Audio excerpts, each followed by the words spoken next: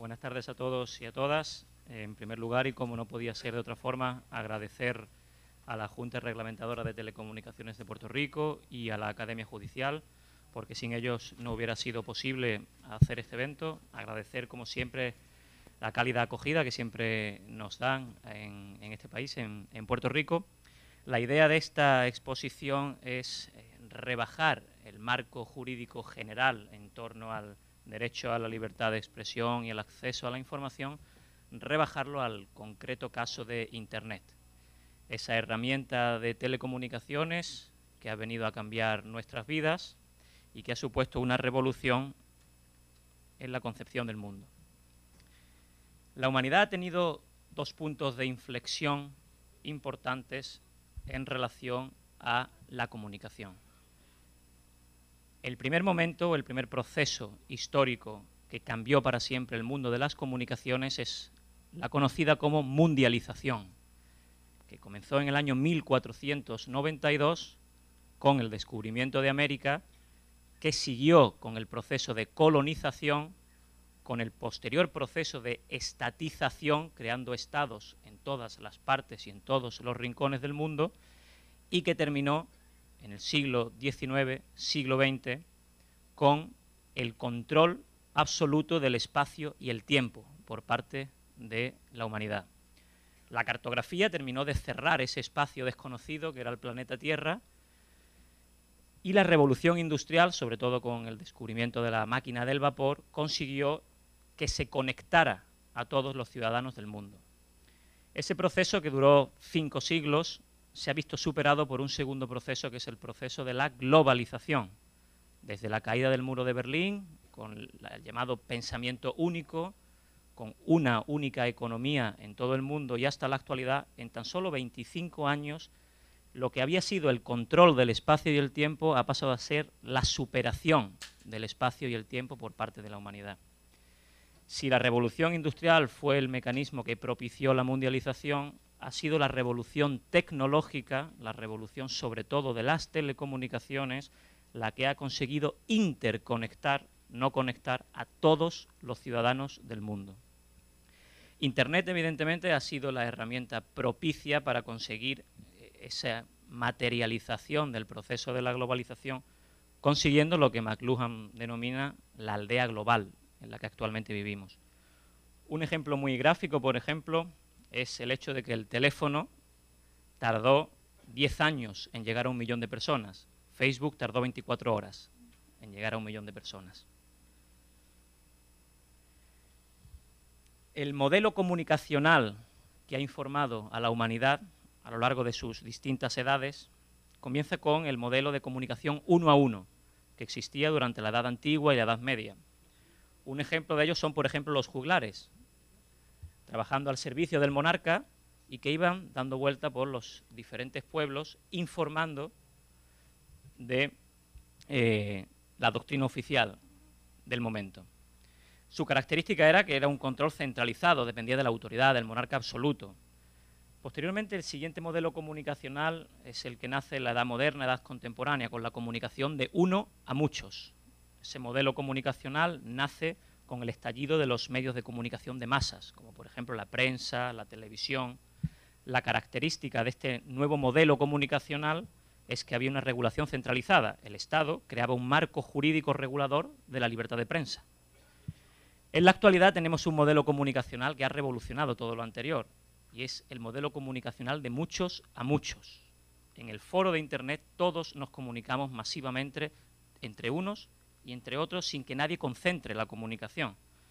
Esto ha sido posible gracias a la herramienta de Internet, y la característica esencial de este nuevo modelo de comunicación es que no hay una regulación única y no hay un control centralizado de este nuevo foro o espacio comunicacional. El motivo es que no existe una gobernanza internacional de Internet, sino que cada Estado, anclado en su principio de territorialidad, intenta aprehender una realidad que es transnacional y que es supranacional y para la que no tenemos herramientas de control. Una vez dejamos atrás esta pequeña introducción de corte filosófica e histórica, nos aproximamos a el impacto que ha tenido Internet en el marco jurídico.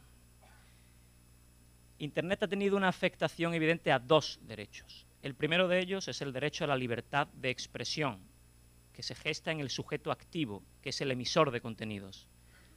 Y otro impacto evidente en el derecho de acceso a la información, que se gesta en el sujeto pasivo, que es el que recibe los contenidos. Por lo tanto, Internet es una herramienta fundamental en el vínculo bilateral y dual comunicacional entre la libertad de expresión y el acceso a la información. Además, de manera colateral, Internet ha tenido un impacto también evidente en otros derechos como el derecho de reunión, el derecho de participación, el derecho a la educación. Sin embargo, la regulación de estos derechos en el espacio internacional, en el marco jurídico del derecho internacional público, se realizó en un contexto total y absolutamente diferente. No hay ninguna referencia a Internet en ninguno de los instrumentos internacionales de los que se ha hablado en la anterior ponencia. La Declaración Universal de Derechos Humanos es de 1948 y el Pacto Internacional de Derechos Civiles y Políticos es de 1966, por lo cual, en principio, no recogen una regulación específica para las particularidades que podemos encontrar en Internet. Por lo tanto, en torno a su limitación, que ya se ha hablado anteriormente, en torno al test acumulativo de 3 niveles, a la hora de poder restringir la libertad de expresión o el acceso a la información, son características que están muy vinculadas al ejercicio de la libertad de expresión en prensa, televisión y radio, pero no para el espacio de Internet.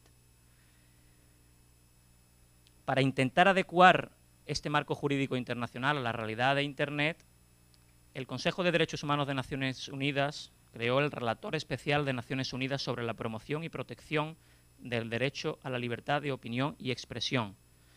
En concreto, en el mandato de Frank La Rue, quien va a participar en el cierre de estas jornadas la semana que viene, entre 2008 y 2014 dedicó prácticamente todo su mandato a trabajar por la adecuación de estos instrumentos internacionales a la realidad de Internet. Las funciones de un relator son básicamente fiscalizar el cumplimiento de los Estados en torno a ese concreto derecho, instarlos a desarrollar nuevas iniciativas, crear soft law, ya que sus resoluciones son sometidas posteriormente al Consejo de Derechos Humanos y son sometidas a la Asamblea General y con su voto los Estados se obligan a través de su opinio iuris, es una forma de creación de derecho internacional, y elevar propuestas concretas al Consejo y a la Asamblea para intentar crear nuevos instrumentos internacionales. Como he dicho, Frank La Rue dedicó gran parte de su mandato a adecuar la libertad de expresión a Internet. Estas son algunas de las conclusiones a las que llegó el relator, exponiéndola en forma de retos y propuestas.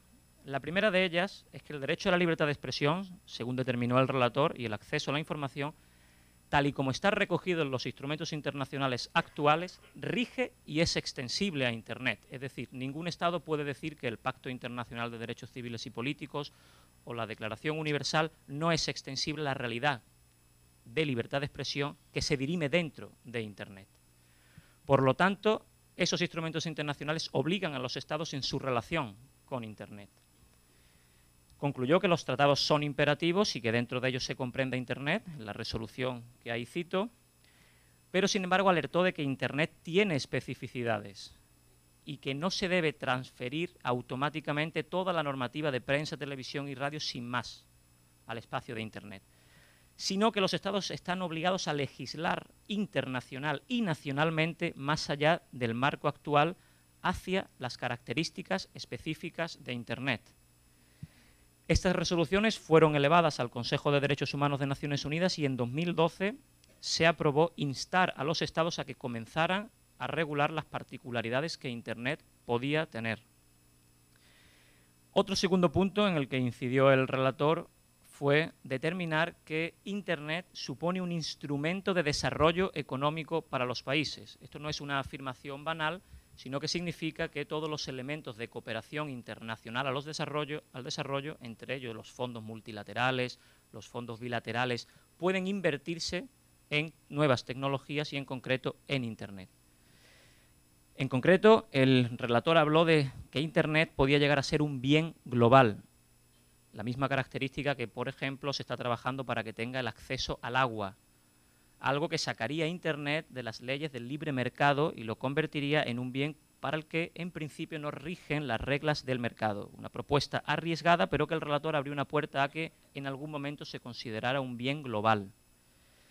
Se consiguió que Internet entrara dentro de la Declaración del Milenio y de la Estrategia 21, en lo que se conoce como la lucha contra la brecha digital, por lo cual los países en vías de desarrollo están obligados a dar parte de su Producto Interior Bruto en cooperación al desarrollo para los países que se encuentran en vías de desarrollo puedan luchar contra la brecha digital. Estas resoluciones del relator en torno al elemento que supone para el desarrollo económico Internet fueron aprobados también en el ámbito de la OEA. Otro punto del que alertó el relator es el uso abusivo de la injerencia justificada en la cláusula de seguridad nacional. El relator, uno de los instrumentos que tiene para trabajar en relación al derecho a la libertad de expresión son las visitas país.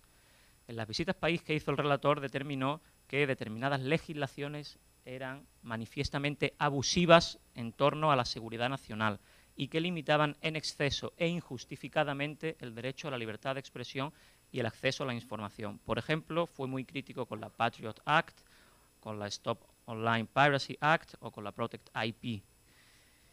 En concreto, el relator entiende que después del 11S de 2001 se produjo un punto de inflexión para la libertad de expresión en ese foro común que suponía Internet. Fue tal la amenaza que vieron los relatores a las medidas que los Estados empezaban a imponer justificadas en la seguridad nacional que se hizo una declaración conjunta de los relatores de Naciones Unidas, de la OSCE y de la OEA sobre Internet y medidas antiterroristas, el 22 de diciembre de 2001, instando a los Estados a que no justificaran los atentados terroristas contra las Torres Gemelas para restringir masivamente el acceso a Internet y el acceso a sus contenidos.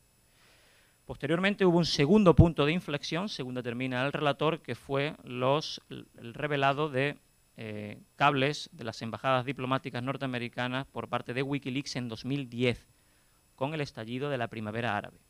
Se produjo una segunda declaración conjunta de los relatores de Naciones Unidas, de la Comisión Interamericana de Derechos Humanos, sobre Wikileaks, alertando a que no se podía justificar nuevas injerencias en la libertad de expresión y el acceso a la información justificadas en la seguridad nacional por lo que había sucedido en el caso de Wikileaks.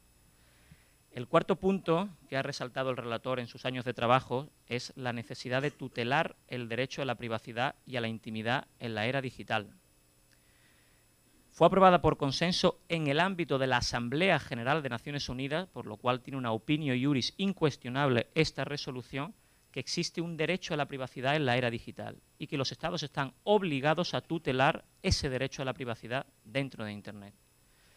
Esto se produjo con motivo de algunos escándalos, como por ejemplo la interceptación de la NSA sin ningún control jurisdiccional de las comunicaciones de muchísimos ciudadanos, en lo que era una clara violación por parte de agentes públicos, o en las condenas que se produjeron contra algunos directivos de Google por haber vendido información privada de muchos usuarios, en lo que era una clara violación de agentes privados, en este caso. Los Estados se comprometieron en la Asamblea General de Naciones Unidas a tomar medidas contra agentes públicos y agentes privados que pudieran interferir en el derecho a la privacidad. Un quinto punto que alertó el relator es la necesidad de establecer una gobernanza internacional en relación a Internet, superadora de los Estados. Los Estados, como hemos dicho antes, siguen anclados en el principio de territorialidad. Internet es una herramienta supranacional o transnacional que no responde a los criterios de aprehensión clásicos que tiene un Estado, limitado a su territorio.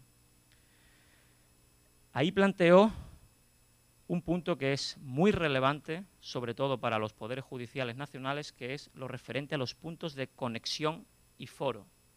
¿Qué son los puntos de conexión y foro? Imaginemos una información calumniosa, injuriosa o difamatoria realizada a través de Internet por un noruego residente en Suecia contra nacionales rusos en un servidor en Estados Unidos. Ese hecho jurídico, ¿quién tiene la capacidad de entrar a conocer de ellos? En principio, los puntos de conexión clásicos que se manejan en derecho internacional es el principio de territorialidad, que en este caso involucraría a más de uno y dos estados. El principio de personalidad activa, es decir, o nacionalidad activa, es mi nacional el que ha cometido esos hechos, el principio de nacionalidad pasiva es mi nacional el que ha sufrido esos hechos, el principio de interés del Estado, y hay un último punto de conexión que es el principio de jurisdicción universal, que está restringido a crímenes internacionales, principalmente genocidio, lesa humanidad y crimen de guerra. En este concreto caso que hemos puesto, muy gráfico, de una información calumniosa o injuriosa, ¿quién podría ser el competente para conocer si hay tantos puntos de conexión? Porque son realidades supranacionales que han superado esos mecanismos jurisdiccionales que tienen los estados, que son netamente territoriales. Ahí el relator alertó de lo que se llamaba el turismo de la difamación, donde estos difamadores van buscando las legislaciones más favorables para operar desde ahí, en busca de algún tipo de cobijo jurisdiccional. Hasta que los estados no se sienten a regular mediante una convención internacional cuáles van a ser los criterios de atribución de competencia, como por ejemplo se hizo en el ámbito del derecho de familia. El derecho de familia normalmente tiene múltiples conexiones y hay tratados multilaterales y tratados bilaterales que recogen esos puntos de conexión. En el ámbito de Internet todavía no existen, por lo que el relator instó a que hasta que se recoja esa norma internacional que habilite la competencia, se utiliza el principio de publicación única, es decir, que se produzca un non bis in idem. El primer órgano jurisdiccional que asuma la competencia para conocer, con base en cualquiera de las conexiones, territorial, nacional activa, pasiva, el resto deben de trasladar su competencia al primero que la haya decretado. En este caso, por ejemplo, en España, cuando el Servicio Secreto Colombiano del DAS, en el anterior gobierno del presidente Uribe, interceptó masivamente los emails entre ciudadanos españoles y ciudadanos colombianos, tampoco se supo bien quién era el competente, si iban a ser los órganos jurisdiccionales colombianos o los órganos jurisdiccionales españoles. El juez español entendió que era competente por principio de nacionalidad pasiva y una suerte de competencia territorial, porque algunos correos electrónicos habían nacido en territorio español, y se declaró competente, utilizando la figura del exhorto, preguntando a Colombia si él se había declarado competente. Esa parece ser que es la regla que se va a imponer en materia de competencia jurisdiccional, por lo menos a corto y medio plazo, hasta que los estados sean capaces de recoger alguna convención multilateral que otorgue o que dirima estos conflictos de competencia. En materia de gobernanza internacional ha habido pocos avances, pero el primer avance del que podemos hablar es el que se hizo en el ámbito de la UIT, la primera fase de la Cumbre Mundial sobre la Sociedad de la Información. Es una organización que no es supranacional, que no emite un derecho imperativo, sino que es una mera organización de cooperación intergubernamental. Aquellos que sean conocedores del derecho internacional sabrán las limitaciones que tienen este tipo de organizaciones internacionales.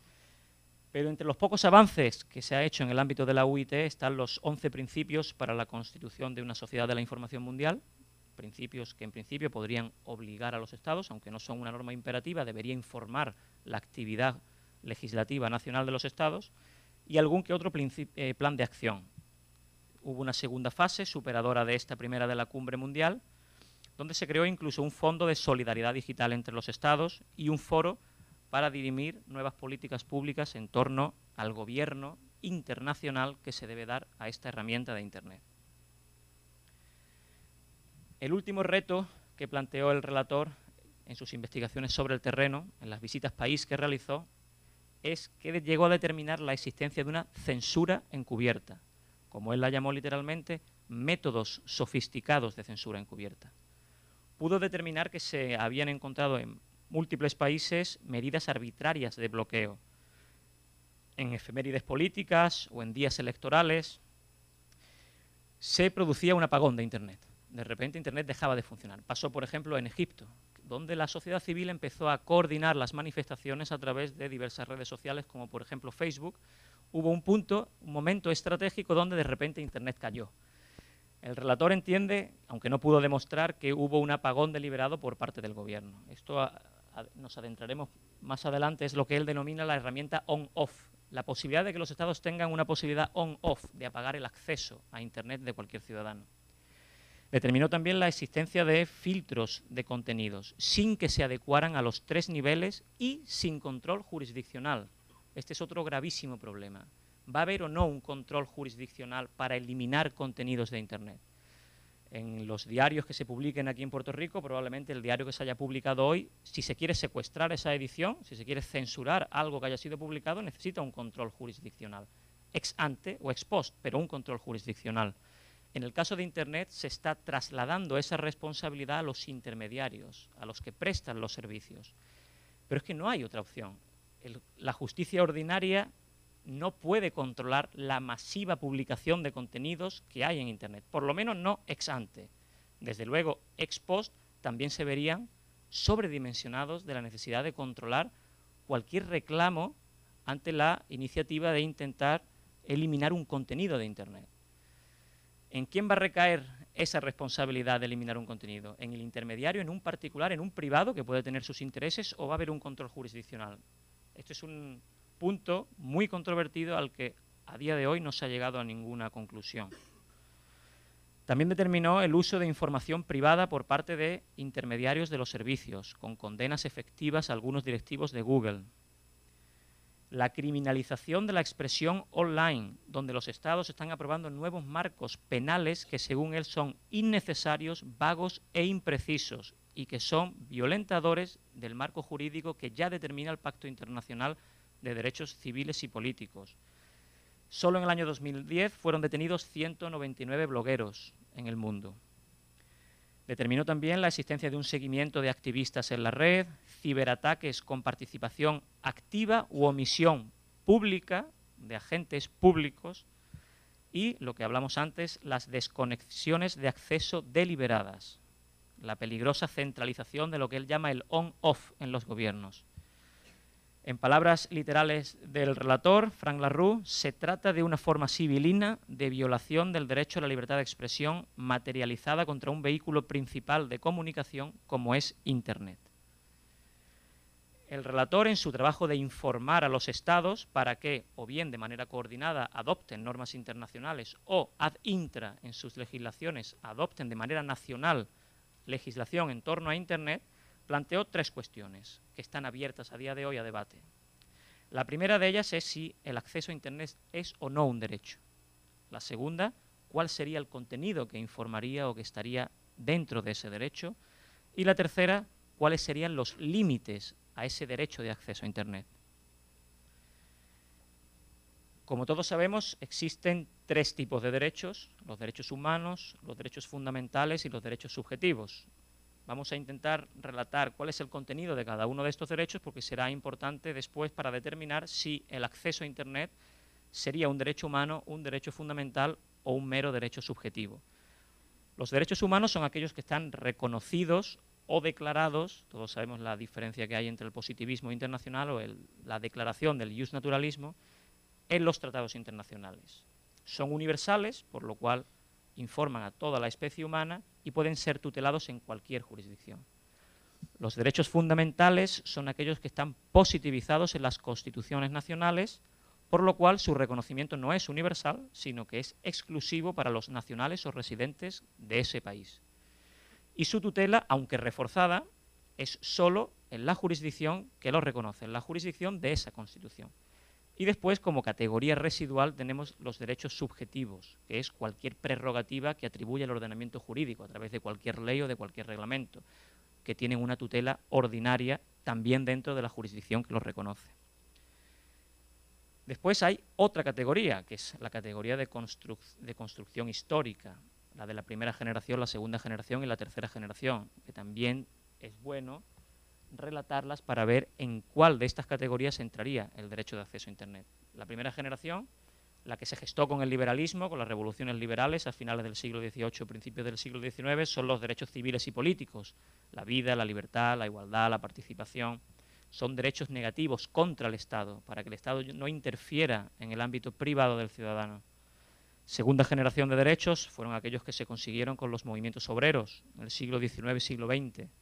Son los derechos económicos, sociales y culturales, educación, sanidad. Son derechos positivos, requieren que el Estado participe activamente en el empoderamiento de los ciudadanos en su educación, en su sanidad. Y la controvertida tercera generación, que nace de la mano del cosmopolitismo en el que vivimos actualmente en el siglo XXI, que son los llamados derechos colectivos, como el derecho a la autodeterminación, el medio ambiente, la paz, son derechos de una tutela transnacional, más allá de las naciones. Internet, eso no es un derecho. Formalmente, Internet es instrumental de derechos de la primera, de la segunda y de la tercera generación, eso es incuestionable, y es instrumental de derechos humanos fundamentales y subjetivos. Pero la pregunta central y más controvertida es si Internet es en sí un derecho material, si es un derecho autónomo y no un instrumento para la consecución o desarrollo de otros derechos. Parte de la doctrina entiende que el derecho de acceso a Internet cumpliría con los requisitos de un derecho de primera generación, un derecho negativo. El Estado no puede censurar el acceso a Internet de nadie. Otra parte entiende que podría corresponderse con un derecho de tercera generación, un derecho colectivo, ese bien global del que hablaba Frank LaRue. El relator especial, en su resolución de 16 de mayo de 2011, llegó a afirmar que es un derecho humano en sí mismo, es decir, el acceso a Internet es un derecho material, no es un derecho formal para instrumentalizar otros derechos. Sin embargo, cuando elevó su resolución al Consejo de Derechos Humanos, donde tenía que ser votada por los Estados, el Consejo decidió que es un derecho esencial para el desarrollo de otros derechos humanos. Es decir, le dio una categoría formal o instrumental. Los Estados no quisieron obligarse al reconocimiento del derecho de acceso a Internet como un derecho humano imperativo. Sin embargo, otras organizaciones internacionales como la OSCE han decretado que si bien no es un derecho humano, sí es un derecho fundamental y que los Estados deben recoger en sus ordenamientos internos cartas de derechos del internauta, que como veremos posteriormente ya hay algunos Estados pioneros que han empezado a desarrollar este tipo de instrumentos. Pues bien, ¿cuál sería el contenido de ese derecho? Se trataría de un contenido dual.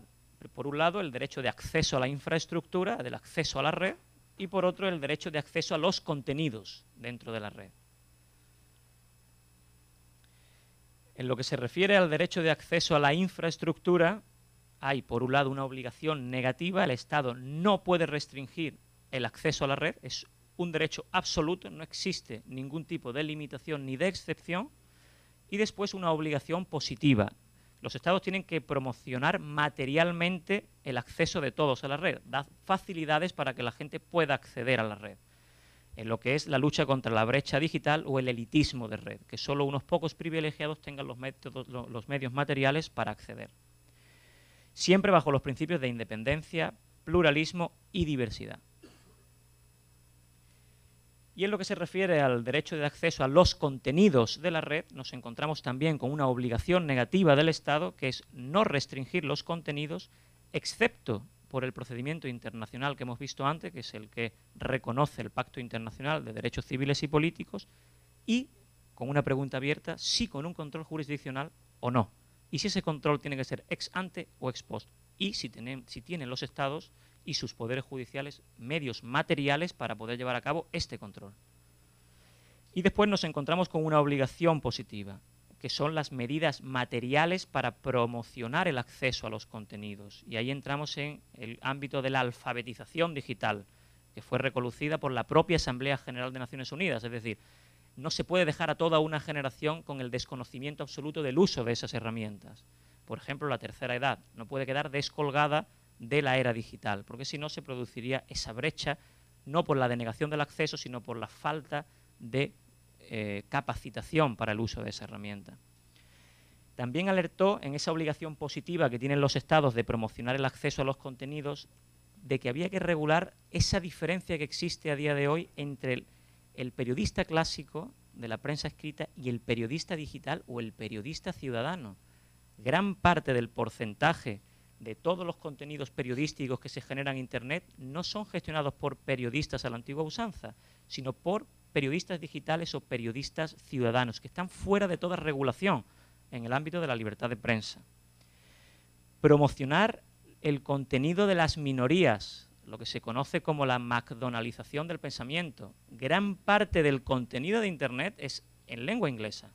Gran parte del contenido de Internet son los pensamientos preponderantes del momento. Las minorías lingüísticas, las minorías étnicas, pueden ser de alguna forma aplastadas en ese espacio de conocimiento compartido que es Internet. Por lo cual el relator advierte de que en ese derecho de acceso a los contenidos hay una obligación positiva de los Estados de guardar un espacio para esas minorías lingüísticas y étnicas, para que no se pierda ese patrimonio de la humanidad que son las lenguas o que son las culturas. Y promocionar el contenido local, lo rural y lo no urbano, que muchas veces queda desplazado de Internet también ante el predominio del contenido urbano, de la gestación de información de lo urbano. En relación a los límites al contenido de ese derecho también encontramos una dualidad. Por un lado, en el derecho de acceso a la infraestructura no hay ningún límite. Ningún Estado puede hacer un on-off y ningún Estado puede negar el acceso a la red. Sin embargo, en el derecho de acceso a determinados contenidos que se gestan en esa plataforma, sí que puede haber límites porque no es un derecho absoluto, como hemos visto, pero los límites tienen que estar tasados. Los límites tradicionales, que vimos en la anterior ponencia, seguridad nacional, orden público, salud y moral pública, afectación a otros derechos y siempre bajo el principio de legalidad, legitimidad y proporcionalidad. Ese es el marco que ha gobernado la libertad de expresión hasta hoy. Pero la pregunta es, ¿hay otros límites específicos para el caso de Internet o podemos usar los límites clásicos en materia de libertad de expresión y acceso a la información? Según el relator, en lo que se refiere al límite de derecho de acceso a la infraestructura, a la red, existe un veto expreso, pero en muy pocos países. No pudo determinar que hubiera un veto verdaderamente expreso en la gran mayoría de países que conforman la comunidad internacional. Pocos países, como el caso de Corea del Norte, que trabaja con una intranet nacional cuyo nombre es impronunciable, yo no me atrevería a decirlo, pero es algo así como Kwanmyong. Después determinó que otro pequeño grupo de países tiene un veto tácito, como por ejemplo el caso de Kazajistán, mediante el cobro de sumas elevadísimas para el acceso a Internet que están por encima del precio de mercado. Y después esas sospechas de las que hablamos, que el relator determinó de las capacidades on-off de algunos países para tirar la conexión a Internet en determinados momentos estratégicos. Pero más allá de estos tres pequeños casos, lo normal es que no se produzca una denegación del derecho de acceso a la infraestructura. Sin embargo, en lo que se refiere al límite al derecho de acceso a los contenidos, según el relator, existen unas especificidades en materia de Internet. Él diferencia entre lo que es el contenido ilegal determinado por otras normas de derecho internacional, que están positivizadas y suscritas por los Estados, como por ejemplo la apología de la violencia, que así lo determina el artículo 20.2 del Pacto Internacional, o el artículo 4 de la Convención Internacional sobre Discriminación Racial, el terrorismo, porque así nació de un instrumento internacional, como es la Resolución 1566 del Consejo de Seguridad, la instigación al genocidio, que también está prohibida en la Convención para la Prevención y Sanción del Delito de Genocidio y que lamentablemente los medios de comunicación tuvieron gran parte de culpa de aquel genocidio cometido en Ruanda. La pornografía con menores también está tasado así en la Convención de Derechos del Niño y estos son obligaciones imperativas. El Estado tiene la obligación imperativa de prohibir estos contenidos por el derecho internacional. Sin embargo, después hay otro elemento que es aquellas publicaciones, aquellos contenidos que circulan por la red que tienen un contenido perjudicial, ofensivo o inaceptable. Esto se sometió a debate, no se llegó a ninguna conclusión en torno a ello. El relator especial lo introdujo a través de lo que él conoce como el discurso del odio. Él entiende que hay tres tipos de discurso del odio. Uno que conforma un delito internacional y que debe ser perseguido vía penal, que entraría en la anterior categoría. Uno que no puede ser, por su magnitud, considerado delictivo internacionalmente, pero que sí podría ser restringido vía civil. Y otro que es el mero discurso de la intolerancia, donde no hay ningún consenso sobre si se deben o no censurar ese tipo de comentarios.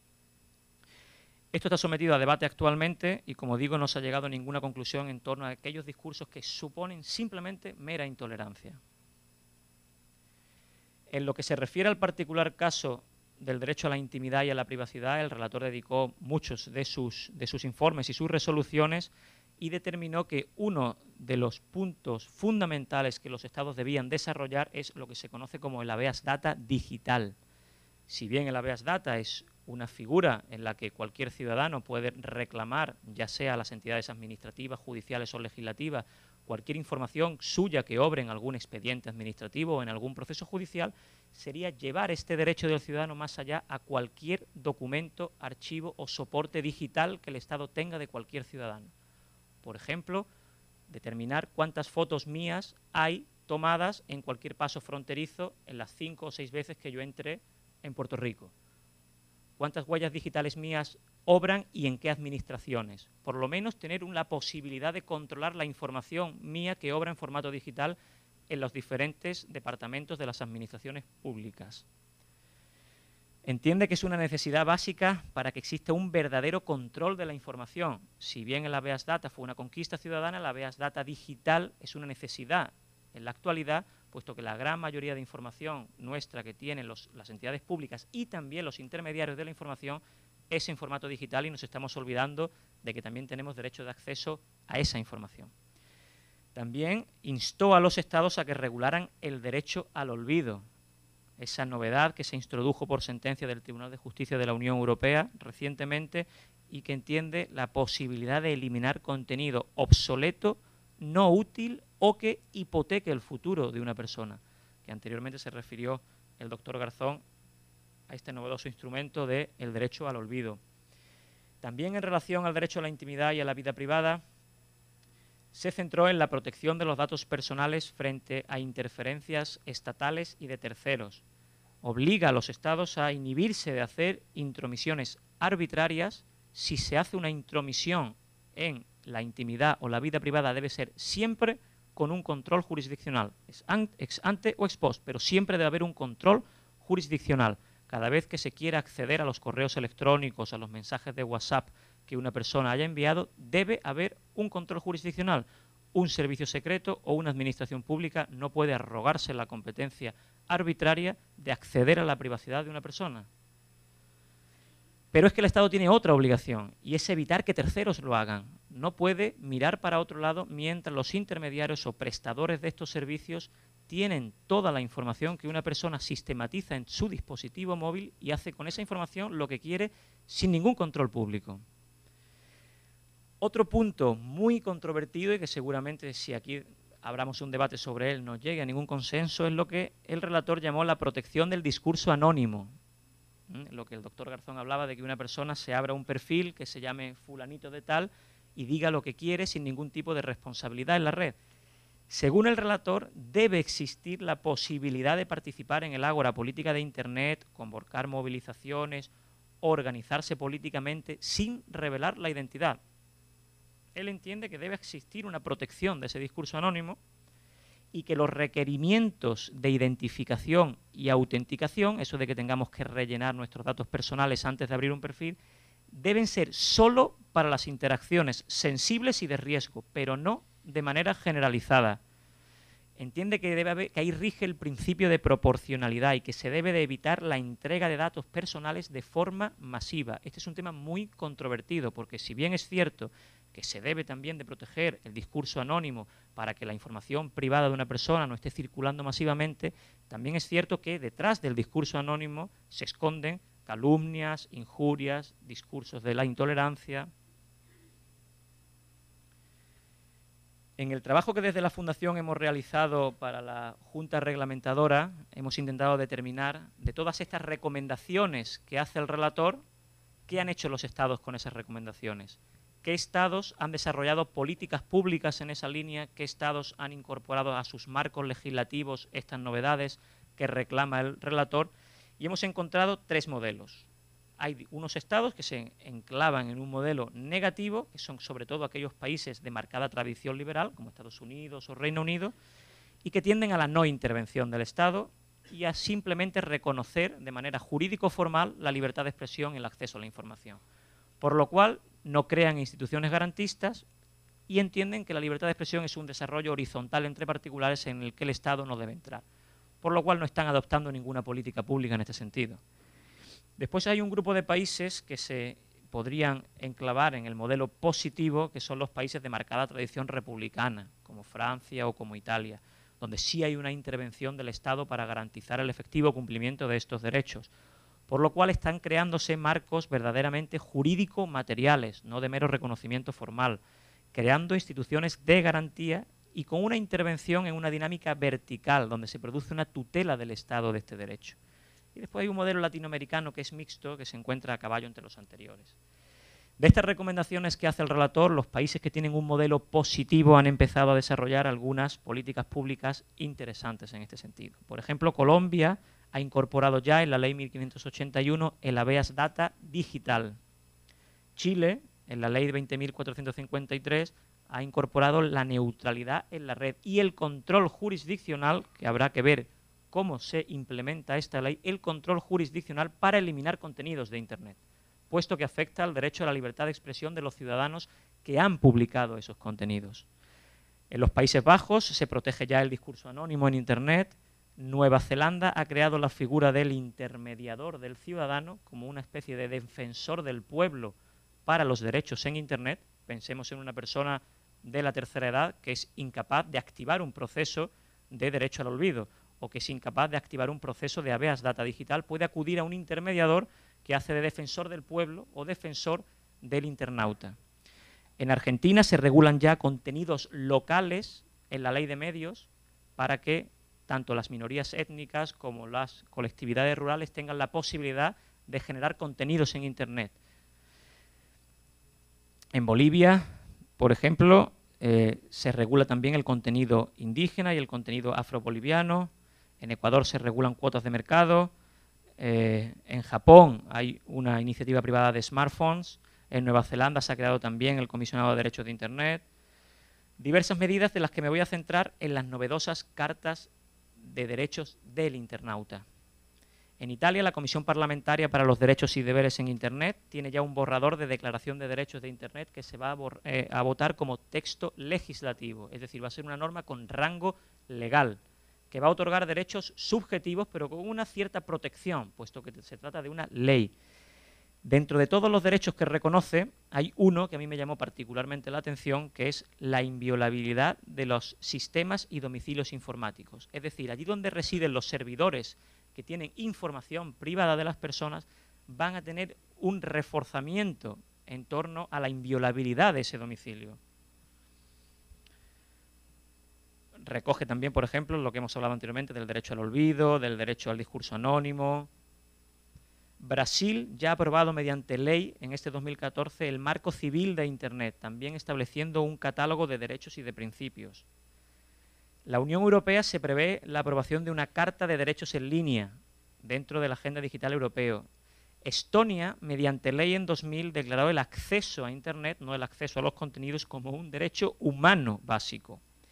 Grecia, en 2001, llegó a imponer en el artículo 5A de la Constitución griega que el derecho al acceso a Internet y sus contenidos era una obligación promocional del Estado, es decir, no solo el aspecto negativo, sino también el aspecto positivo, constitucionalizado en Grecia.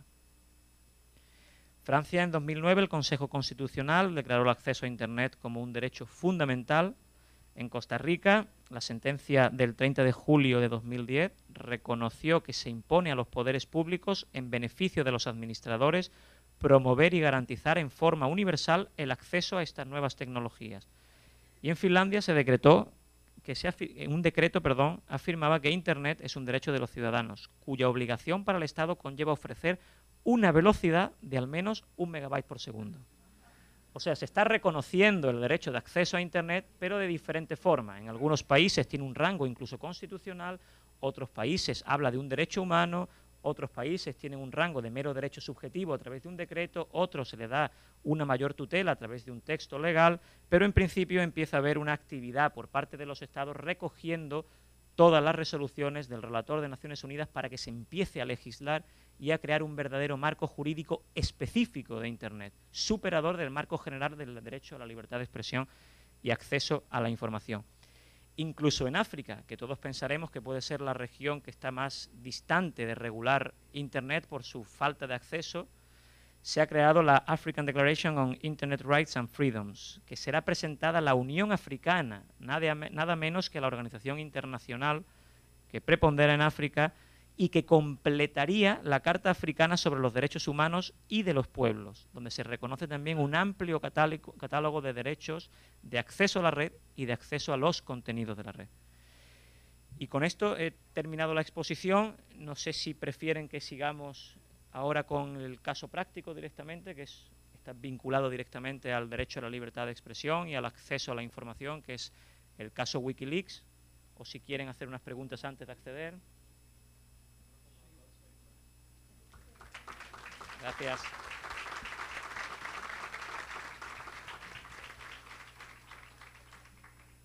Bueno, para el caso Wikileaks hemos preparado una pequeña cronología de hechos, aunque estoy seguro que todos conocen más o menos todos los detalles de lo sucedido en torno a los activistas de Wikileaks y Julian Assange.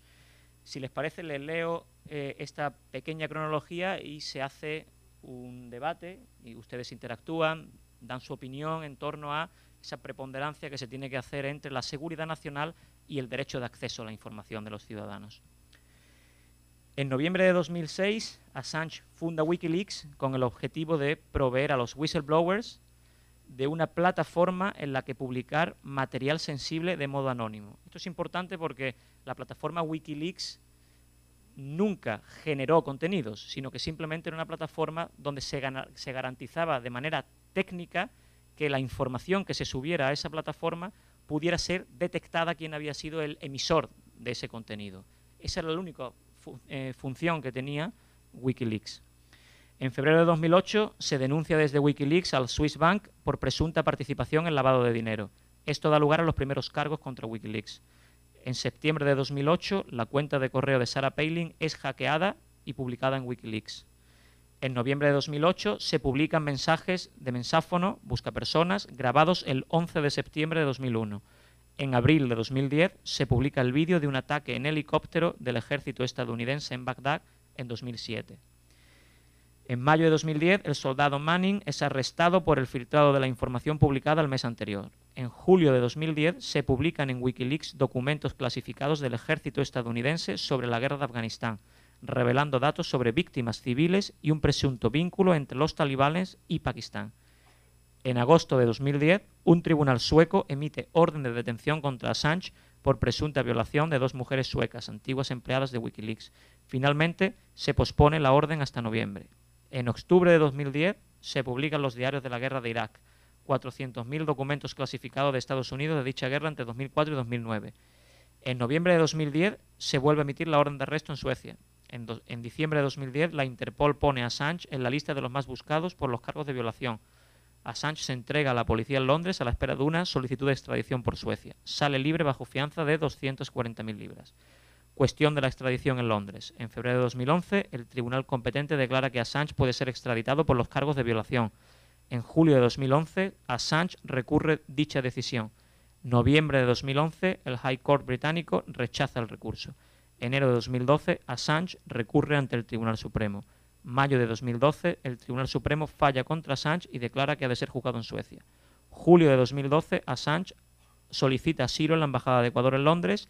Agosto de 2012, se le ofrece asilo en Ecuador a Julian Assange. Desde 2012 a 2014 se producen diversas órdenes de entrega de información a Google en relación a Wikileaks y Julian Assange.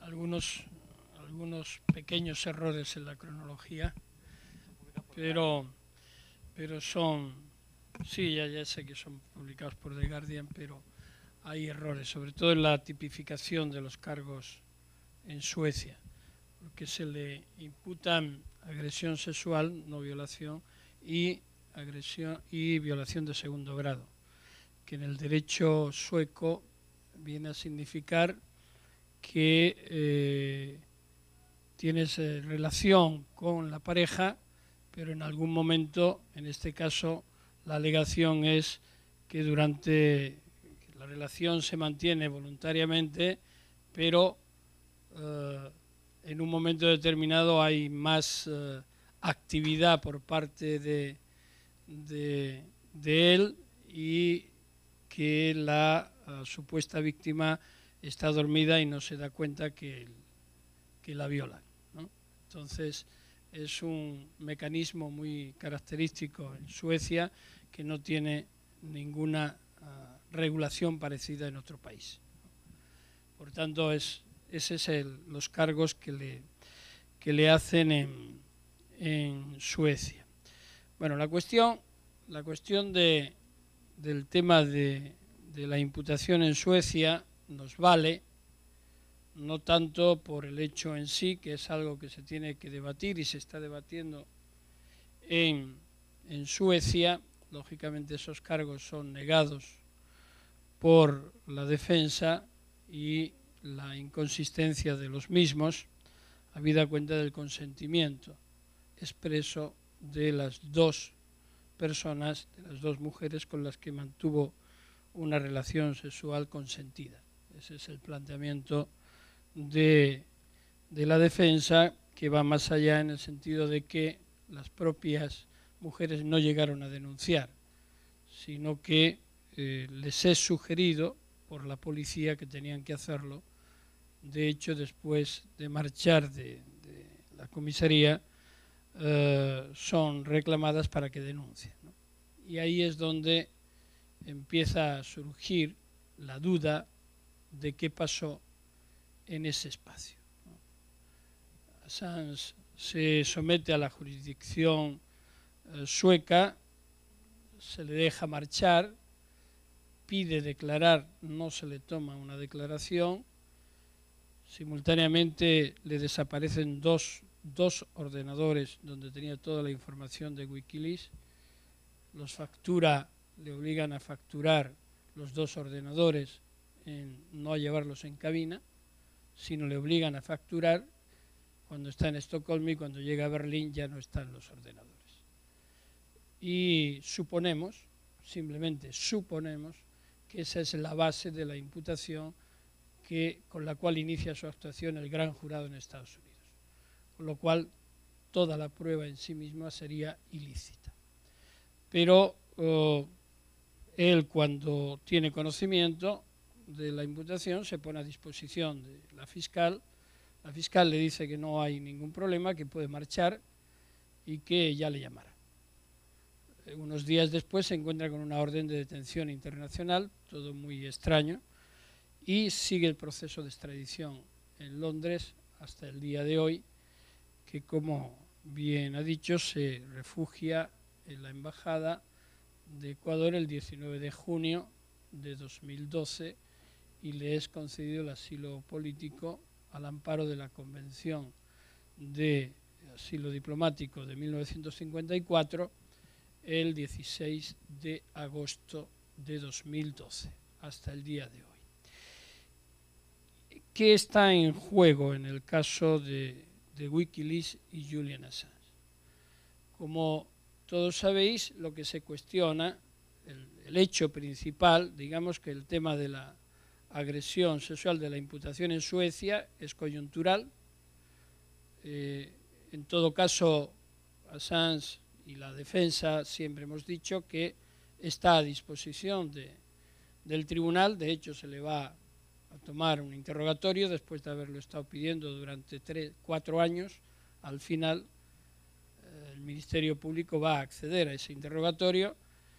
Curiosamente, cuando decimos que la única condición que se impone es que se respeten los derechos del imputado, la fiscal, y lo estoy diciendo en un foro judicial, lo que dice es que se están poniendo condiciones, es decir, que se le informen de los derechos y que haya una asistencia consular y que se reconozca la figura del asilo que un país soberano como Ecuador le ha concedido. Pues según la justicia sueca dicen que es imponer condiciones. Y lo único que se le dice es que garanticen, con una declaración expresa, al rango que equivalga, que digan que no va a haber una reextradición a Estados Unidos ya por motivos de la actividad del propio sujeto.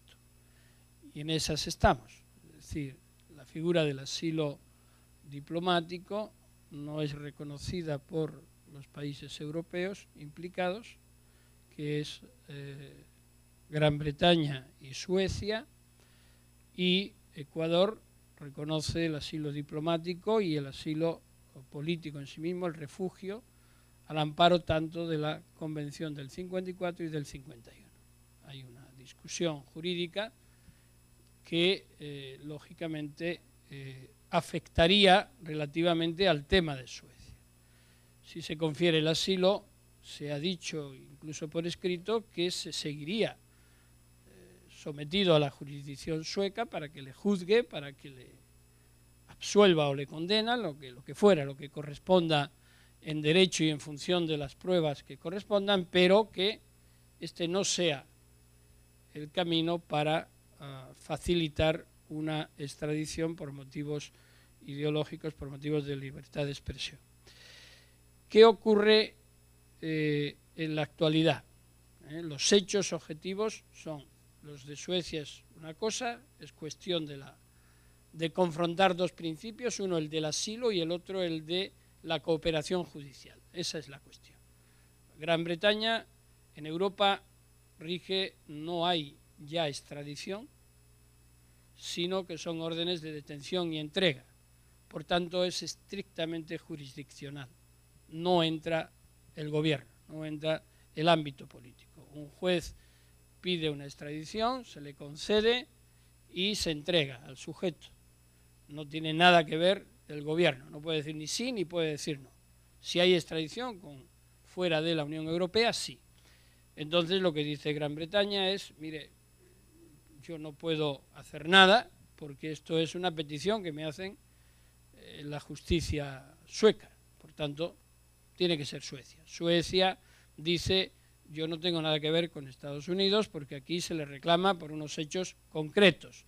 Ecuador dice, se le concede el asilo porque todos los hechos aparentan, y ahora entro ahí, en que aquí hay una persecución política. Lógicamente queda el elemento de cómo probar esa persecución política. Y ahí entra todo lo que estamos hablando. Ahí entra el conflicto entre seguridad nacional, las informaciones sensibles que, de acuerdo con la interpretación que hacen las autoridades norteamericanas, son indisponibles. De hecho, hay una condena ya contra Chelsea Manning, la teniente, la militar Chelsea Manning, que está condenada a 35 años de cárcel. Está pendiente de la apelación correspondiente, que se va a celebrar en estos meses, pero hay ya una condena por haber entregado información de inteligencia, información sensible a un tercero. Ese es el cargo, uno de los cargos, el principal que se le hace, ¿no? Por tanto, aquí ya tenemos un ámbito, que es un funcionario, una funcionaria después, porque cambia de sexo, que supuestamente, o según ya la sentencia, entrega información,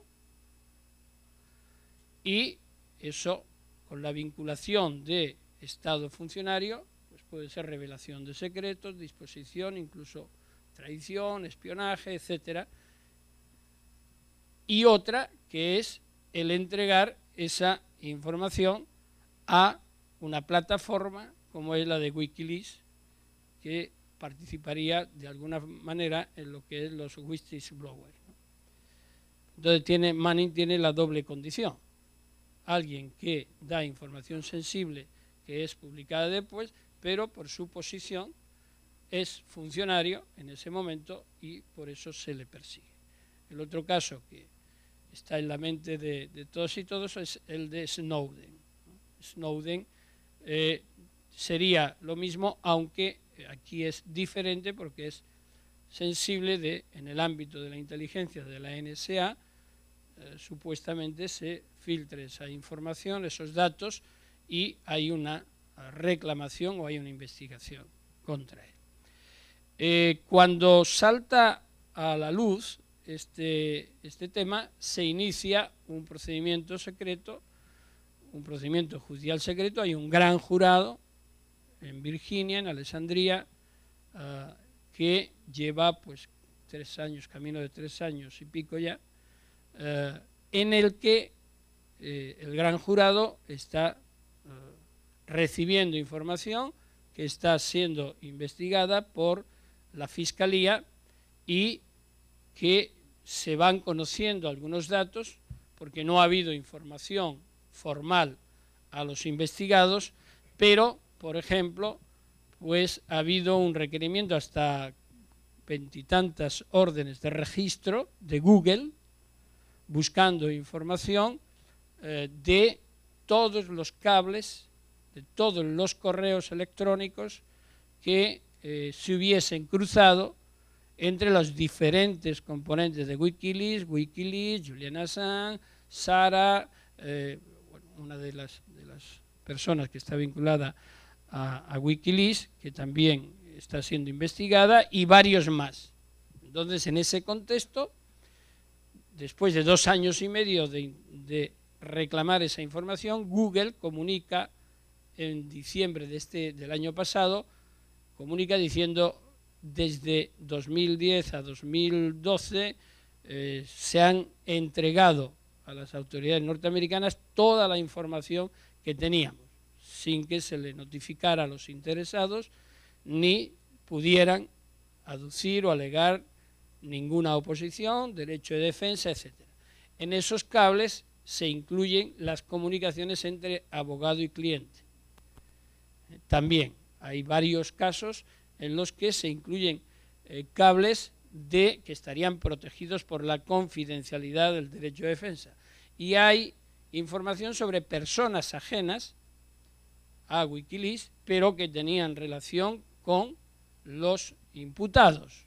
Por tanto, como veis, el escenario es muy complejo, es decir, se investiga a una organización, Wikileaks, a los responsables de la misma, por haber emitido una información que afecta a intereses sensibles o secretos de un gobierno determinado, y hay una imputación que no se sabe cuál es todavía, porque no ha habido comunicación formal, que vamos obteniendo con retazos de cuál es, y una serie de investigaciones, sobre todo afectados al tema Internet, que se están acumulando sin ninguna garantía por parte de la defensa, ni cuál es lo que se está aceptando, discriminando, eliminando o superponiendo. Esa es la situación real.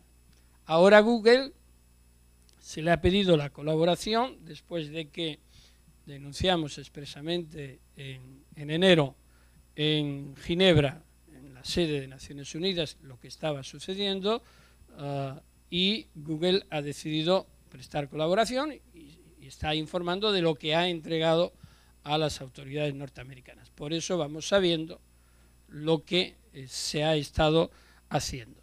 La cuestión, en síntesis, es esta. Ecuador da asilo por esto, porque dice, y eso es inatacable porque es un acto soberano del país correspondiente, es decir, hay riesgo de que a este señor se le envíe a Estados Unidos por su profesión de periodista, por su profesión de informador y por su titularidad en Wikileaks. Otros temas no menores, pero no tan verticalmente fijados, es la discusión de si Wikileaks es un medio de comunicación o no, si Julian Assange es periodista o no, o como se dicen por algunos, simplemente es un hacker, ¿no? Si lo que se expande es información, no es información, es decir, todos los elementos que hemos venido analizando se conjuntan en este tema, ¿no? Situación actual, pues desconocimiento formal de lo que está ocurriendo en el Gran Jurado de Estados Unidos, de Alessandria, ninguna posibilidad de defensa, porque en varias ocasiones se le ha pedido al fiscal general Holder para que informe formalmente si hay una investigación o no, y solo ya en el juicio de Manning, en la vista oral ante el jurado, se reconoció que sí había una investigación, en forma indirecta, a través de la declaración de un funcionario. Entonces dijo, sí hay una investigación. Ese es el único hecho, y el de la información de Google diciéndonos, oigan, que sepan que 2 años y medio llevan atrás, todos los correos que ustedes tenían, los hemos tenido que entregar porque así nos los ha reclamado al amparo de la Patriot Act el fiscal correspondiente. Acción desde la defensa, en defensa de la libertad de expresión, de la libertad de emitir opinión, información, etcétera, pues planteando estas cuestiones de fondos ante el propio tribunal, ante Naciones Unidas, en el grupo de trabajo de detenciones arbitrarias y en los distintos foros donde se pueda plantear la posible violación o desconocimiento de los derechos, en este caso libertad de expresión, de acceso a la información y distribución de la información. Como anécdota, para cerrar mi intervención y ya damos espacio para las preguntas y demás, entre la información de los cables de Wikileaks estaban prácticamente todos los países, ¿no? En España, uno de los ámbitos más sensibles que se publicaron fueron los contactos entre funcionarios de la Embajada estadounidense en Madrid con funcionarios de la Fiscalía en relación a uno de los casos de jurisdicción universal que se estaban investigando en la Audiencia Nacional, en mi juzgado, por mí, relacionado a las torturas en Guantánamo. Entonces, todos los cables desvelan distintas reuniones en las que el objetivo, y cito textualmente, era torcerle el brazo al juez. Es decir, quebrantar la voluntad del juez, es decir, la mía, en esa investigación en la que había varias imputaciones graves de varios casos de tortura, entre ellos de un ciudadano español preso en Guantánamo, que ya salieron todos ellos. Y la anécdota curiosa era que al final, cuando en el cable, en uno de los cables que reportan el funcionario de la embajada, dicen, bueno, esto nos dice el fiscal que él puede torcerle el brazo, nosotros creemos que no, porque este juez es un incontrolado. De modo que hasta eso salió publicado en noviembre de 2010, generó mucha polémica, pero ejemplifica, esto en menor escala, pero en otros casos desvelaron grandes casos de corrupción, mecanismos de participación de empresas norteamericanas en el tema de la reconstrucción de Irak y procesos de corrupción. También hay un vídeo muy famoso que es Collateral Murder, que es el ametrallamiento de civiles, en fin, una serie de cuestiones que al final ninguna de ellas se está investigando, y sí se está investigando a quien publicitó esas informaciones. Esa es la gran contradicción, ¿no?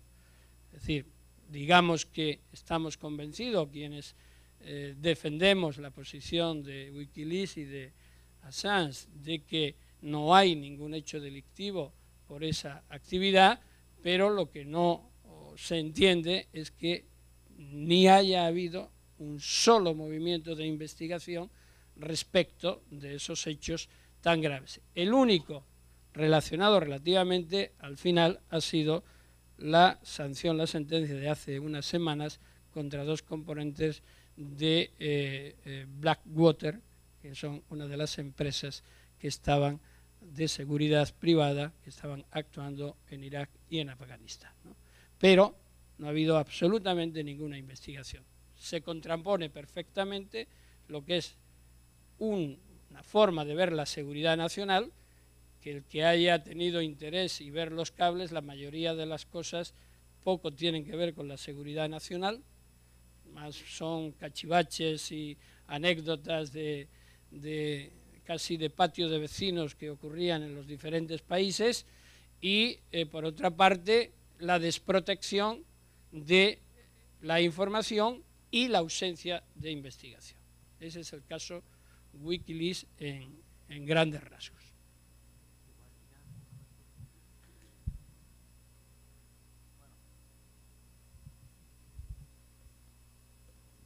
Quizás es apropiado contribuir algo sobre cómo tal vez algunos de las discusiones que se han sostenido en el último periodo pues se reflejan en nuestra jurisdicción, un poco para tener alguna comparación.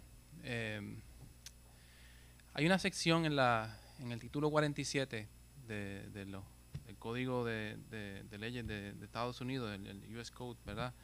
Que es se llama la sección 230, de lo que se conoce como el Communications Decency Act. El Communications Decency Act es una ley que se aprobó en 1996 principalmente para atender el problema. En aquel momento, ¿verdad? La Internet era una herramienta relativamente nueva para la población y una de las preocupaciones principales del Congreso y de los forjadores de política pública era el asunto del acceso de los menores o por los menores a la pornografía. Y se aprueba el Communications Decency Act, por eso la palabra decency en su título, para bregar con ese problema. La mayor parte de esa ley fue declarada inconstitucional por el Tribunal Supremo de Estados Unidos, por razones que, ¿verdad?, no quiero discutir aquí, pero sobrevive la llamada sección 230. ¿Qué hace la sección 230? Atiende a lo que Aitor identificaba como intermediarios de comunicación, que vienen de muchos tamaños y colores y sabores, ¿verdad? Un intermediario puede ser una página de internet como el Nuevo Día o el New York Times, donde el Nuevo Día y el New York Times publican cosas allí, ¿verdad?, de su autoría o de la autoría de sus periodistas, pero también facilitan la comunicación de otras personas en las secciones de comentarios. Los comentarios que el doctor Garzón nos decía, nos aconsejaba que leyéramos solamente a nuestro propio riesgo. También intermediarios de información pueden ser Facebook y YouTube, ¿verdad? Páginas que permiten que otras personas coloquen, todo tipo de entidad en Internet que permite que otras personas coloquen información allí, son intermediarios de esta naturaleza. Claro, es el tipo de intermediario que genera mucha preocupación porque ese es el tipo de foro que permite que una persona se exprese sobre otra persona en términos que jurídicamente pueden considerarse difamatorios, ¿no? Y causar daños que, sujeto a las doctrinas constitucionales que conocemos, pues, pero pueden ser responsables por difamación. Esas expresiones pueden constituir difamación en ese sentido. No hay duda que bajo nuestro régimen legal y constitucional, quien se exprese en términos que resulten ser difamatorios, pues quien se exprese así puede ser responsable entre los tribunales. La pregunta que siempre tenemos en mente es qué vamos a hacer con el intermediario, ¿verdad? ¿Qué vamos a hacer con YouTube, con Facebook, con la página de Internet que facilita que otra gente se comunique? Y eso es eso es una discusión que, digamos, atrae mucha atención. La sección 230 que hace en Estados Unidos y también en Puerto Rico, porque ocupa el campo, es que le da inmunidad absoluta a estos intermediarios, ¿verdad? De modo que el intermediario, según la ley, técnicamente lo que hace, la ley lo que hace es que declara que los intermediarios, no les llama intermediarios, le llama de otra forma, pero para entenderlo, que estos intermediarios no van a ser considerados nunca como los speakers, ¿verdad?, o publishers. O sea, no van a ser considerados porque las normas se dirigen hacia quien habla y a quien publica la información, pues la ley les elimina esa categoría. De modo que no van a ser responsables por lo que otras personas digan en sus foros, aun cuando provean todos los mecanismos para expresar eso. Y se hace eso en Estados Unidos, ¿verdad?, anclado en la tradición sumamente, digamos, vigorosa, ¿verdad?, hacia la libertad de expresión casi sin límites, con unos límites bien definidos. Y se hace eso también pensando que, recuerden que esto es una ley del 96, es en un momento en que la Internet es relativamente nueva en la conciencia popular y se entiende que es necesario en ese momento dejar la red de Internet lo más, digamos, libre de restricción posible para que puedan surgir espontáneamente, ¿verdad?, nuevos modos de hacer negocio, nuevas plataformas, ¿no? La idea es si el próximo Facebook, en ese momento no había Facebook, ¿verdad?, pero el próximo X, ¿verdad?, la compañía que sea, tiene que estar preocupada por la litigación, por lo que otra gente dice, pues entonces no se va a crear esa compañía. Así que realmente es una herramienta de incentivo económico y demás, con unos tonos de libertad de expresión, ¿verdad?, porque también lo que se quiere es que la gente se exprese y demás y todo eso. Obviamente eso presenta problemas, ¿no?, en el contexto nuestro, porque entonces no hay forma de atender el problema de la difamación y de estas otras ofensas a la dignidad y a la reputación. No hay forma de atenderlo a través de estas entidades. Hay que ir a través de los sujetos que son los que actúan, ¿verdad? Los que se expresan. Y en muchos casos son difíciles de conseguir y todo ese tipo de cosas. Hay una alternativa. Usted me preguntaba al principio, ¿cómo vamos a resolver el problema de Facebook? Pues no sé, pero hay una alternativa posible que provee el régimen de copyright. Yo cuando no estoy pensando en derecho constitucional, estoy pensando en copyright, porque son las dos clases principales que enseño. El régimen de copyright en Estados Unidos tiene una sección que se conoce como una sección de una ley que se llama el Digital Millennium Copyright Act, que establece lo siguiente. Fíjense la diferencia que establece el DMCA, esa ley que les digo, para copyright. Dice, si uno de estos intermediarios, alguien publica material allí que viola derechos de copyright, el dueño de los derechos de autor puede solicitar que se baje el contenido, y luego de que se baje el contenido comienza un proceso en que el usuario puede solicitar que se suba. Hay como un intercambio y demás. Ese régimen es defectuoso por demás, no lo estoy recomendando, ¿verdad? Eso se litiga en los tribunales federales y todo eso. No es defectuoso porque se presta mucho para abuso, en el sentido de que se presta para el abuso de que una persona puede mandar a bajar un contenido cuando no tenga derecho para bajarlo nada porque constituya fair use o alguna de estas otras normas que permiten el uso de propiedad intelectual sin tener que pedir permiso. Pero yo creo que sí provee un modelo, ¿verdad? También está el riesgo de tener de utilizar a estos intermediarios como censores privados. Eso es un problema también. Pero provee un modelo que por lo menos permitiría a uno pensar en qué mecanismos jurídicos uno puede diseñar para aprovechar la posición que tienen estos intermediarios para, digamos, atender aquellas situaciones extremas de violación de derechos de dignidad y reputación, de alguna forma, pues, creándoles unas obligaciones, aunque sean obligaciones menores, para reaccionar a reclamos de bajada de contenido. Actualmente en Estados Unidos el incentivo y la responsabilidad es cero. Esa es la preocupación que quería traer. Yo quería completar. Por ejemplo, hay un problema que se presenta cuando se trata de estos temas. Es decir, al utilizar Internet, al utilizar los grandes servidores tienen Google, otros están en Estados Unidos, ¿no? Personas que no están en Estados Unidos ni que los actos de comunicación han sido realizados dentro de Estados Unidos, sin embargo, están viendo, sometidos a examen, sus comunicaciones por leyes estadounidenses por hechos que han cometido fuera de Estados Unidos. Entonces, está extralimitándose absolutamente en cualquier garantía, falta de garantía de los derechos de esas personas. Es decir, no hay posibilidad, hasta ahora no hay posibilidad de que tú puedas elegir otro. Es decir, pues los grandes servidores están aquí y si la filosofía es que la legislación norteamericana después de 2001 obliga a la colaboración y a la entrega, eso podría estar bien para los ciudadanos norteamericanos.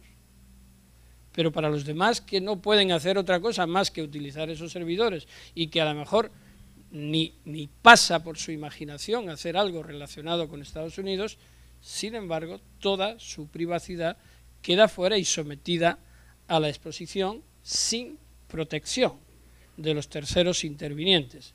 Por ejemplo, en el caso que os comentaba. Recuerdo que la otra vez que estuve aquí en noviembre, hablaba de algo que cada vez es más preocupante, ¿no? Y es la construcción de perfiles a base de los datos que se van obteniendo de Internet. WhatsApp, todo el mundo ponemos una fotografía del papá, de la mamá, del novio, de la novia, de uno mismo, yo de mis nietos, etcétera, ¿no? Es decir, bueno, pues ya hay construcción de perfiles de personas con base al uso de las fotografías que se van poniendo en Internet, sea Facebook, sea WhatsApp, etcétera. También la alternatividad es imposible porque no hay otra alternativa. Bueno, ahora la hay, ¿no? Que es la de Telegram, que no está en Estados Unidos y por tanto se escapa. No estoy haciendo publicidad de Telegram, pero yo lo tengo por si acaso. Entonces, esa es otra vía, es decir, si yo no puedo más que utilizar estos servidores porque no hay otros, hasta dónde yo tengo que estar sometido a una jurisdicción que en ningún caso es la mía, a no ser que cometa un hecho delictivo en Estados Unidos, ¿no? Y ese es otro tema jurídico que está por definir y que ya en Europa se ha planteado, pues como por ejemplo en el tema del derecho al olvido, pues ha sido el Tribunal de la Unión Europea, de Luxemburgo, de las Comunidades Europeas, que ha dicho no, vale, ya, esto es así. A continuación ha dicho un tribunal francés, porque Google lo primero que hizo, mire, yo Francia, yo no tengo autonomía, vayan ustedes a Estados Unidos. Entonces el tribunal francés, la segunda sentencia que se produjo, o la primera después de esa, dijo, no, mire, usted está aquí, usted está desarrollando su actividad aquí, usted responde esto, y si no, le impongo una multa, no me acuerdo, creo que es de 1.000 euros por día. No cumple, cada día que pase, 1.000 euros más, 1.000, y así sucesivamente, ¿no? Otros países como Brasil ya están exigiendo que las operadoras tengan el servidor nacional. Es decir, muy bien, usted es Google, usted es cualquier otro, usted viene y me pone aquí la sede para que usted sea responsable de lo que aquí suceda en Brasil frente a cualquiera. No me venga después diciéndome que hay una legislación extranjera que regula para perjudicarme, ¿no? Es decir, se está produciendo esa reacción frente a este mundo nuevo que todavía está definiéndose. Y luego está, por ejemplo, la intranet. Es decir, ¿qué pasa con intranet? ¿Cuál es la privacidad de una red que normalmente se utiliza en colectivos? Probablemente aquí el Poder Judicial lo tenemos en España, lo tenemos en muchos sitios. Es decir, ¿dónde está el límite? Hay una cesión de perfiles, una cesión de privacidad solo para los que están, y si se entra desde fuera, ¿cómo se justifica? ¿Es interceptable? ¿No es interceptable? ¿Se puede acceder al mismo? ¿Cuál es la responsabilidad? Eso hay que pensarlo también. Y es, en este caso, el Poder Judicial el que tiene que definir ese contorno, que ahí sí que no hay ni niveles internacionales ni nada, sino porque son espacios propios internos. Y otro relacionado con este, la utilización de Internet con servidores únicos en la cabeza del Poder Judicial. Cuando en sí mismo es solo el Poder Judicial, bien, pero cuando es en el Ministerio de Justicia o en la Consejería de Justicia o en la Secretaría, el órgano ejecutivo de Justicia, los contenidos de plataforma única donde se notifican todas las resoluciones, etcétera, que pueden tener publicidad restringida, pensemos en investigaciones penales, etcétera, están siendo conocidas teóricamente por otro de los poderes del Estado.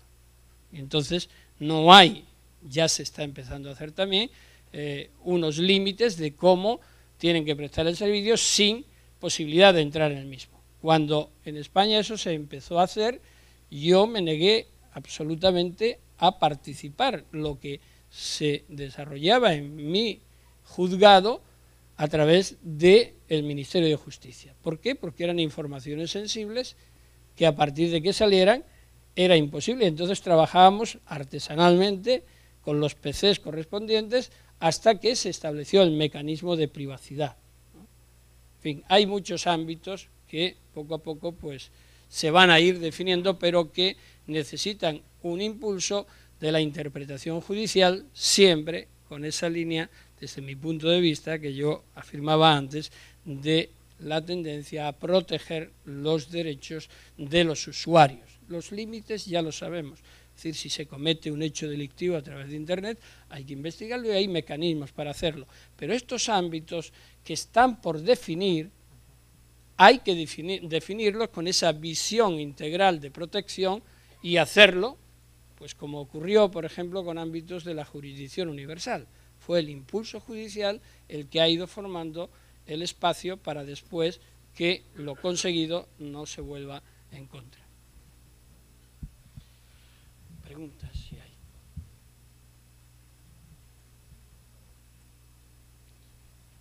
Si quieren participar, o si queréis participar, preguntas, reflexiones, y si no, nos vamos.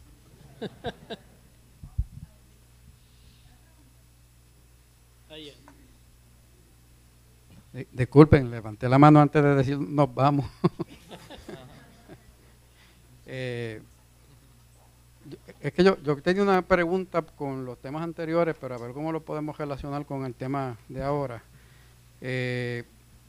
Según Internet, y usted nos corrige, ¿verdad? Porque uno no le puede creer, estamos claros, a todo lo que dice Internet. Cuando se cejó el diario del País Vasco, también en el 2003, de nombre Egunkaria. Alegadamente después se demostró que no tenía ningún vínculo con ETA. Pero provocó el cierre del diario, como quiera. O sea, la compañía fue a quiebra. En otras palabras, que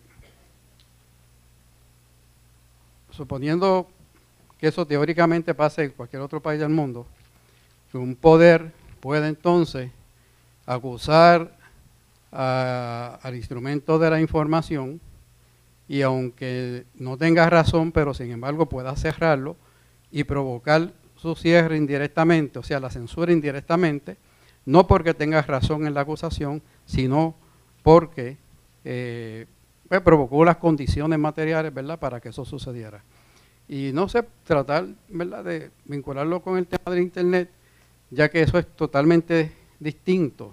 Obviamente, el ataque al creador del Wikileaks está buscando no solamente desacreditarlo a él, sino desacreditar la página, porque va a ser imposible cerrarla. O aunque traten de cerrarla o censurarla, pueden abrirse en 20.000 otras maneras. O sea, es otro escenario o son otras consecuencias. Me gustaría que comentara eso y a ver cómo se puede vincular una cosa con la otra. Sí, el tema de Wikileaks además es que no solamente es que se pueda o no se pueda, sino que se han cegado todas las fuentes de financiación.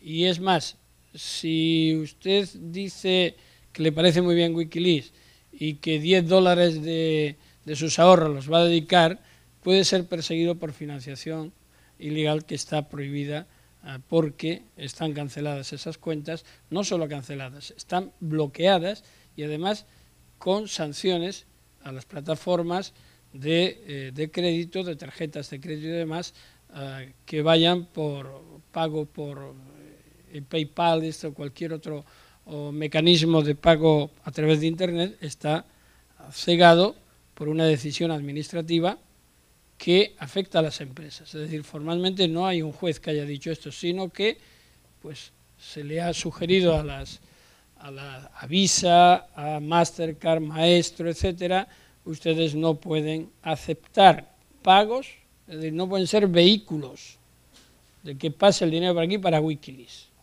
Pero no hay una resolución judicial que lo prohíba, es decir, es una actuación exorbitante. En cuanto al tema de Egunkaria, hay una cosa que se llama la prudencia judicial. Entonces, respecto de Egunkaria, en su momento yo me negué a intervenir ese medio. Me negué y expuse por qué me negaba, y luego otro juez con otros funcionarios policiales decidieron hacer lo contrario. Y fue un desastre. Egunkaria no tenía nada que ver con el caso de Egui. Era una revista que tenía unos contenidos muy críticos y demás, desde mi punto de vista no traspasaba el límite para nada de la acción terrorista, pero hubo otro colega, un fiscal y un juez, que consideraron que sí. Lo que ocurrió es que el tribunal después absolvió a todos y dijo que no había razón para la intervención. Desde mi punto de vista, bueno, pues hay una cosa que se llama error judicial o la responsabilidad por funcionamiento incorrecto de las administraciones. Y si hubo algún exceso, pues se tendría que exigir. Si la intención de ese colega hubiese sido cerrar para evitar contenidos críticos, efectivamente sería un acto de censura que sería inconstitucional. Si había indicios materiales de actividad delictiva, deberían. Y usted me dirá, pero entonces ¿por qué se clausuró? Pues porque el juez consideró que existían indicios que desde mi punto de vista 3 meses antes eran inexistentes. Y de hecho a mí se me pidió la intervención de ese medio y yo dije que no. Y después lo hicieron. Entonces, por eso digo que tiene que ser absolutamente excepcional. Yo acumulé 20 elementos probatorios de lo que se hacía. Y entonces eso fue ratificado por la audiencia, el tribunal condenó y el Tribunal Supremo modificó algo, pero también siguió condenando. Y a nivel de Corte Europea de Derechos Humanos también. Aunque se decía que el medio de comunicación nunca debe ser censurado ni eliminado, pero si hay pruebas de una actividad delictiva, hay que tomar una decisión. Entonces,